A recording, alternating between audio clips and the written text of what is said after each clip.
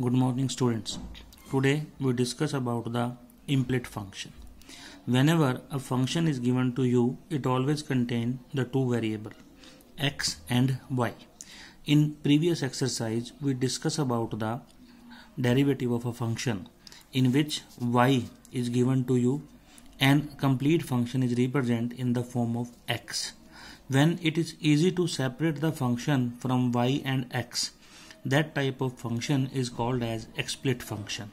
But whenever a function is given to you and it is not possible to separate the function of x and y, then such type of function is called as the implicit functions. In case of implicit function, if you observe x square, xy, y and sin y.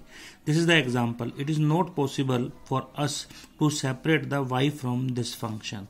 So such type of function is called as the implicit function. In such type of function, we take the derivative as usual. We take the derivative with respect to x. But remember that whenever you want to take the derivative of y, you must care that derivative of y is equals to dy by dx should be written at that point. Now see with the one example. Here a statement is given to you y plus sin y is equals to cos x. In this function it is not possible to separate x and y definitely. So we take the derivative of y, it is dy by dx, derivative of sin it is cos y into dy by derivative of y dy by dx, and then derivative of cos it is minus sin x, and derivative of x is equals to 1. Now take dy by dx common and you will get the value of dy by dx is equals to minus sin x upon 1 plus cos y. Now see the second example in which x and y are in the form of a product plus y square is equals to tangent x plus y. In this question, if you observe, it is not possible to separate x and y, so that such type of function is called as the implicit function. Again we take the derivative x into dy by dx, means we apply u into v here.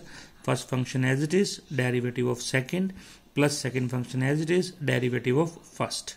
Now derivative of y square, same as the x square, 2 into y into dy by dx.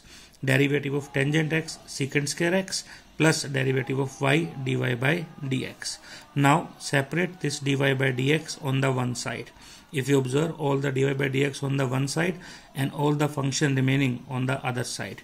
Now take the common dy by dx and you will divide this value to the secant square x minus y, then you will get the derivative of function.